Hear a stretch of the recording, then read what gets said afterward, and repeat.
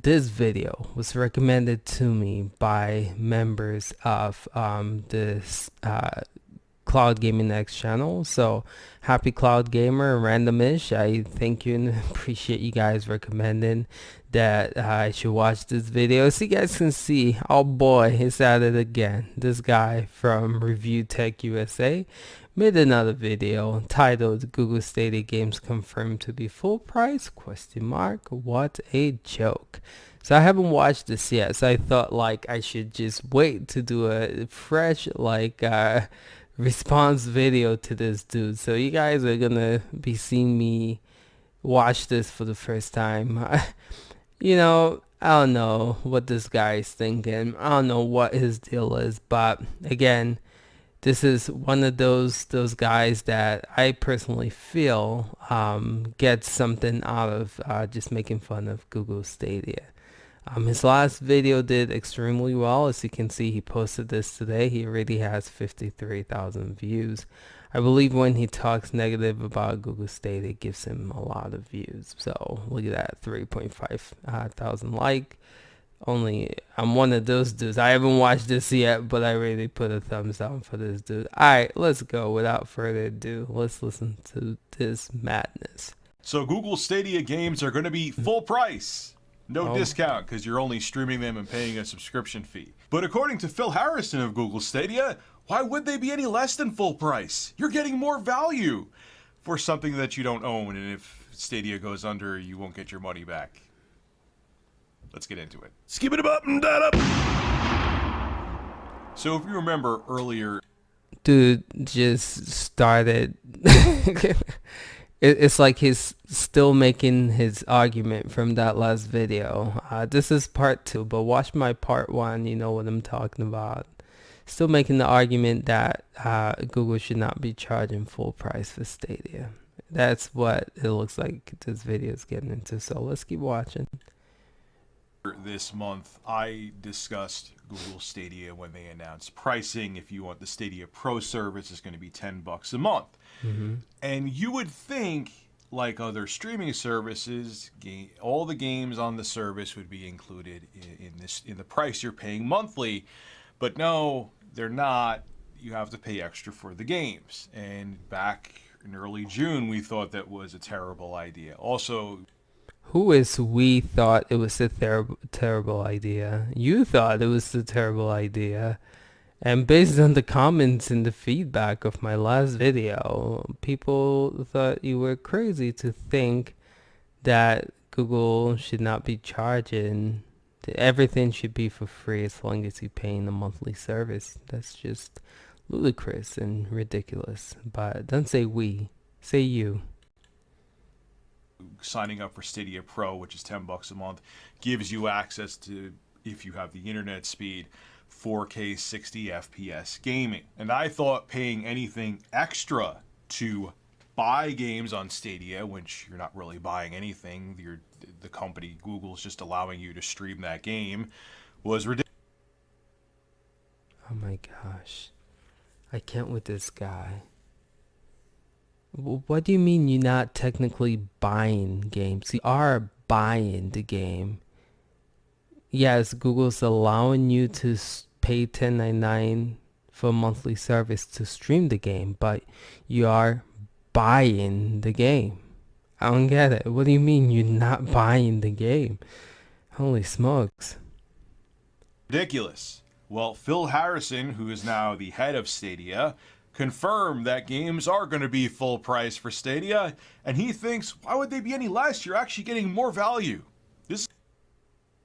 That's a good question. Why should it be anything less? Again, Steam, eShop, PSN, Xbox are all charging full price for games digitally, so why should Google, for some magical reason, because they are a streaming cloud service, charge less, dude? You make no sense. This is what he had to say. I don't know why it would be cheaper, Harrison told Eurogamer. The value you get from the game on Stadia means you could play it on any screen in your life. Truth. TV, PC, laptop, tablet, phone. I think More this is truth. going to be valuable to players. In theory, the Stadia version of a game is going to be at the highest possible quality of innovation and sophistication on the game engine side. And what he means there is that, look, our servers, our cloud servers are going to have top notch GPUs and CPUs running Truth. these games. So it's going to be like having a high end gaming PC in your pocket, even though this isn't your Don't smartphone do and that. you can't Don't even do fit a that. Turbo Express in your pocket, Oh but you my get my point. goodness. I just This like having guy. excuses to pick up my Turbo Express. Don't Gosh. judge me. Now, even I though am Phil judging. Harrison just admitted that the games are going to I cost just as much on Stadia, a streaming platform, as they would on your PS4, PS5, Xbox One, Scarlet, PC, so on and so forth, he kind of steps back a little bit and says, I'm not sure about pricing. This is what he had to say. The publisher or the developer is in as much control of the prices as we are. So it's a bit difficult for me to say what the prices will be right now, but we're obviously going to be very aware of the prevailing prices in the marketplace. Meaning that if their competitors say, because there's rumors that Walmart's coming out with their own streaming service, Mm-hmm. remember, everyone and their True. mother's going to try to make one to be top dog. Yep. If they're Amazon offering too. new games Well. for just the monthly fee, Mm-hmm. Google's going to try to, clap back at them and say, okay, now we're just going to offer all games for just $15.99 a month. You don't have to pay extra for them. Mm. Hold your breath on that one. That's probably not going to happen, but that's what he's insinuating if it does happen with one of their competitors. And there's some other things he mentions right there, but there's one other small little paragraph I want to read because I think it's interesting what he has to say. Okay. Let's It's kind hear of it. funny because you could see he's trying to be a salesman for Stadia and trying to make consoles look bad. The industry Okay. is in transition. Not every developer and publisher is ready to move to subscription yet. Frankly, not every gamer is ready to move to subscription yet. So we wanted to give gamers a choice so they could engage in the games they wanted in the way they wanted. And in all cases, without the very high upfront cost of buying a sophisticated device to put under their TV or on their desk. Phil, when I could see maybe your argument for PC gaming a little bit with complexity, Mm. that coming from a PC elitist, but when did hooking up a console under your TV become a challenge? When did getting an Xbox One or PS4, HDMI cable, TV, power cable, outlet, Mm. press button, turn on, and they're capable of also streaming games with their respective services? So think about it. If anything, a console is simple. It'll be able to play, whether it be digital distribution or if people still want to go to brick and mortar stores and buy Blu-ray versions of the games. And with PlayStation Now, meh, and Xbox Game Pass on the PS5 and the next Xbox, the Scarlet, they'll be able to stream the games too. And Microsoft's also doing what you're doing. So Microsoft's giving really the best of both worlds. And Sony, I'm sure, is going to try with the PS5 too to make it that you can play games on your smartphone and on their console. And consoles are simple. So they're going to offer what you're offering, Phil, and they're going to offer conventional gaming for people who want that as well. And consoles are not complicated. So what the hell are you talking about? Now, there's the argument that I've even made myself, so I'm contradicting myself right now. Review Contradict USA exposed in the comments, but when you buy a game now, you're not getting the full game anyway. I know that Phil Harrison True. could argue that, and it's a very True. valid argument because every single time a new Gotta game download comes out, whether patches. it's for PC, Yep. PS4, Mm-hmm. Xbox One, or Switch, guess what? You need patches. True. So even if you get the physical copy of a game, you're Mm-hmm. not getting the full or unbroken experience. You still need a patch. You still need an update. So in theory, if Microsoft or Sony or whatever goes better.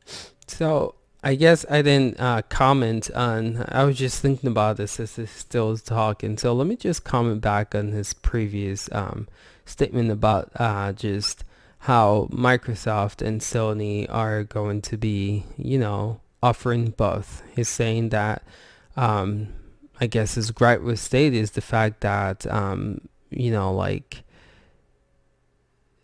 there's no box, right? Whereas to Microsoft is going to offer like the Project Cloud, X Cloud, and also they're gonna have the traditional box for you to play games. And Sony, like is saying, the PSN Now is not the greatest, but at least they're gonna be offering both. I mean, honestly speaking, that is a valid point. But I think what differentiates Stadia from Sony um, and uh, Xbox, Microsoft, is the fact that it's just more convenient. Like there's some people that this caters to. Obviously, if someone wants to buy an Xbox or PlayStation hardware, they would, but not everyone wants to. And I feel like the Stadia is like creating a market for people to give them the freedom of, just in case if they don't want to buy another box, right? You have that freedom of, this is service. They pay for monthly where you don't need to buy a box. So having separate and different options is not a bad thing, right?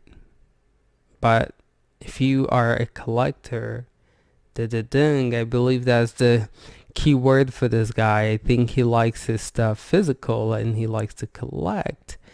Then in that case, Stadia just might not be for you. And that's just the realistic, truth and opinion about, this whole thing about needing a box. Okay, sorry, that took way longer than it should. Hit play. Belly up. Guess what? If their servers are down and you just have the Blu-ray, you may not have the full experience. Maybe a lot of times we see where games will give you this single player on a disc and then you have to download the multiplayer or whatever the case may be. But then again, at that point, why would you even want to download the multiplayer if Sony ceases or Microsoft ceases to exist? Because you won't be able to play online anyway. But you get my point. You need patches for all these games, updates, no matter what system you play on, whether it be Nintendo, Sony, or Microsoft's. You're still not getting the full game. But at least you're getting something. At least there we go. There'll be something that's playable there. The physical. Okay? It may be broken or maybe bugs in it that you won't be able to get updated patches anymore because Sony, Microsoft, or Nintendo ceases to exist. But you have a physical copy, so there's something there that's playable. See that? He's a physical dude. System, Phil, the Google Stadia cloud gaming service, you're making people pay full price for the game. Okay, I see your argument. Okay, cool, I could play on whatever so long as I have a fast enough internet connection, I could game wherever I want to. But do you really think the internet's ready for that yet, Phil? It's not. Okay, So because of fear of the internet not being where you think, so technically he's saying the internet's not there yet, right? That's his opinion. Obviously, a tech company like Google will not push a service out like this if they didn't feel like they had the infrastructure and so this just bugs my mind. Google is a multi-billion-dollar company. You don't think they put in the research and the time to like bring this product to life, right? You think they're just going at this blind without doing any research? Of course, they know what is needed for the service to be mainstream. They're not just gonna put out the Stadia if they haven't done the research.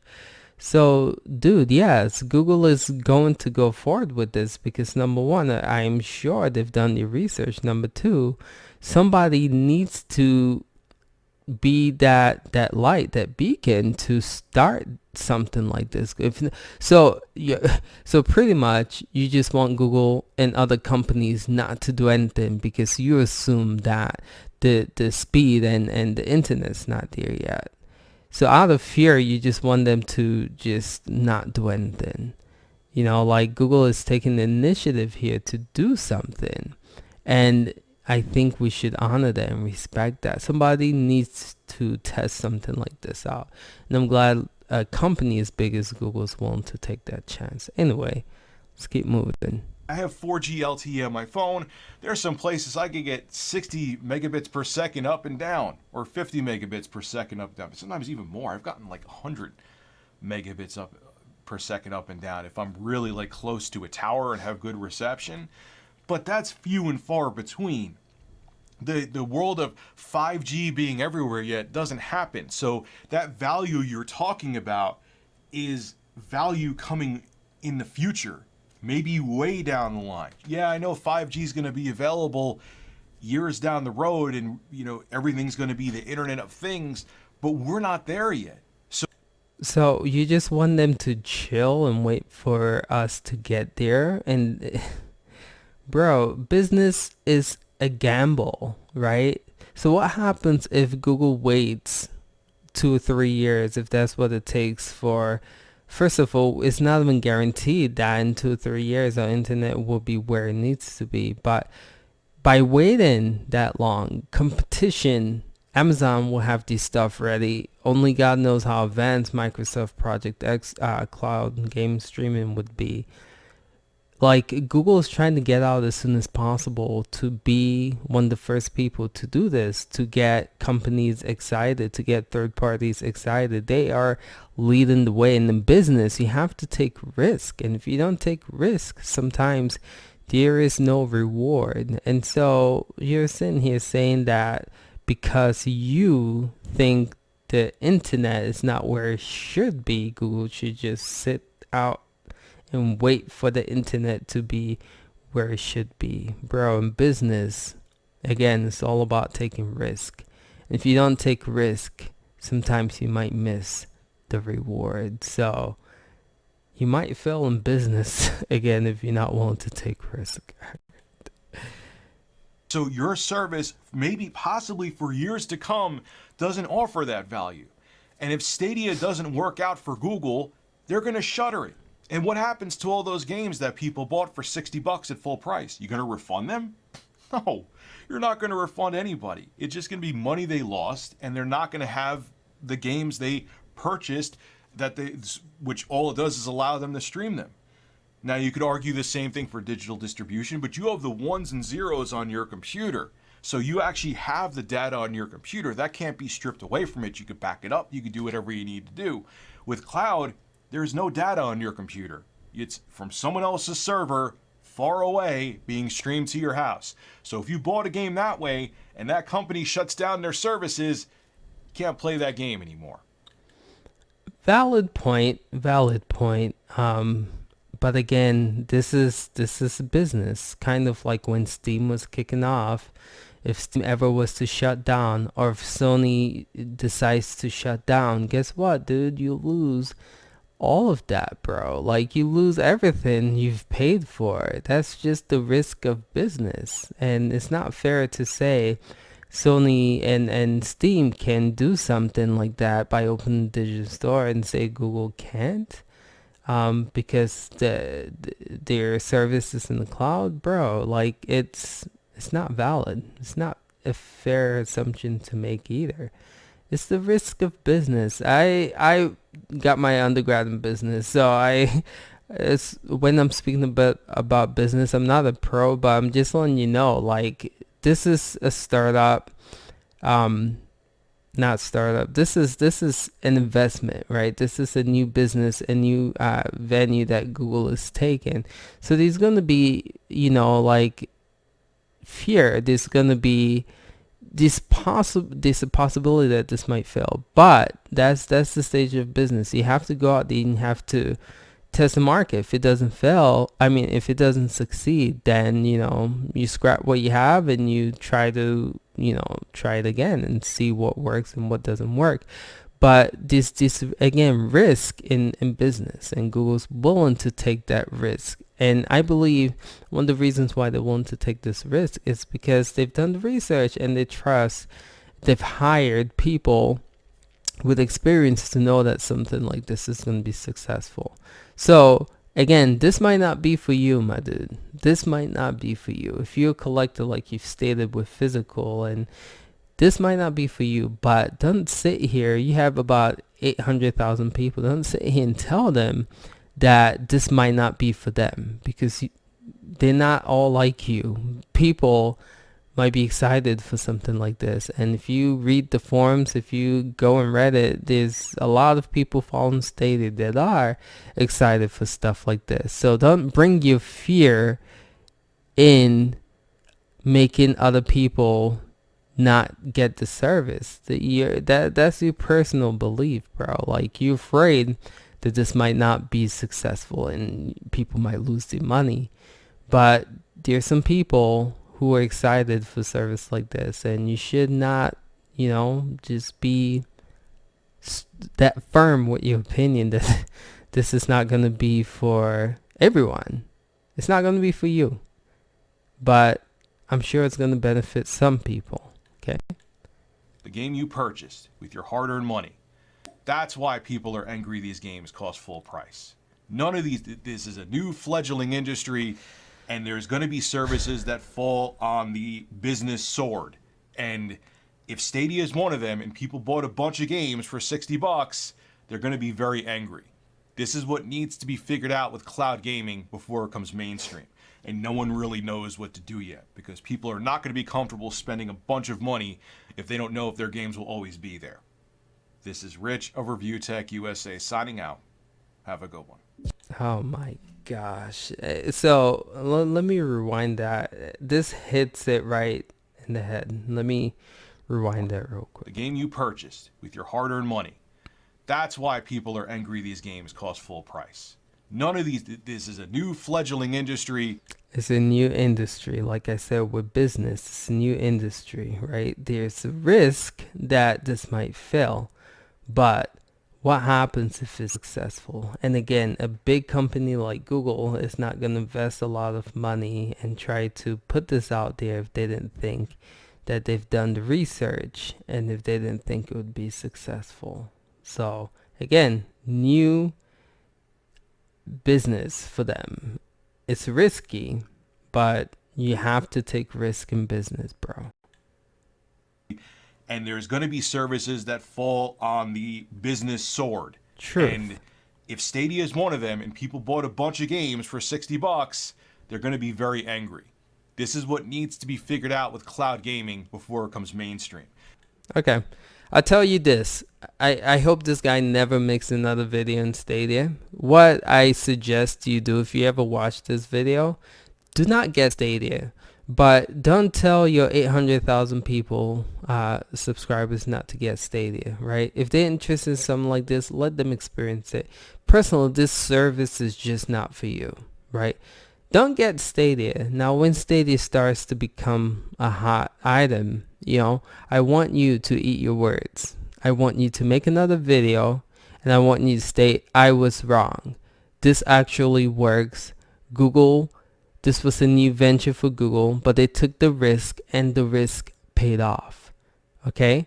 Leave it as that. And if it fails, you can come on and say, hey, I told you so. But dude, just stop making Stadia videos and just wait for the outcome, because obviously this is it, like you stated, new business venture and you're afraid of it. You don't know if it'll succeed. I think another issue with big YouTubers and Stadia is, especially like if you're a collector, you do not want this to succeed, because that means it changes coming to where all your physical hardware and software does not really matter as much. And I feel like that's an issue that I'm seeing with the big YouTubers who are collectors, right?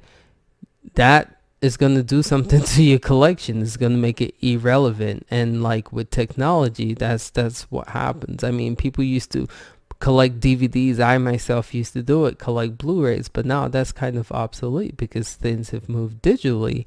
And I feel like some people are afraid, and this state haters is what I call them, are people who just are a little afraid of change, and they might be collectors as well. So I would just advise you to just stop making Stadia videos and just wait for the outcome. And again, if you're right, you can come and say, hey, I told you so. But if you're wrong, I do expect an apology video from you.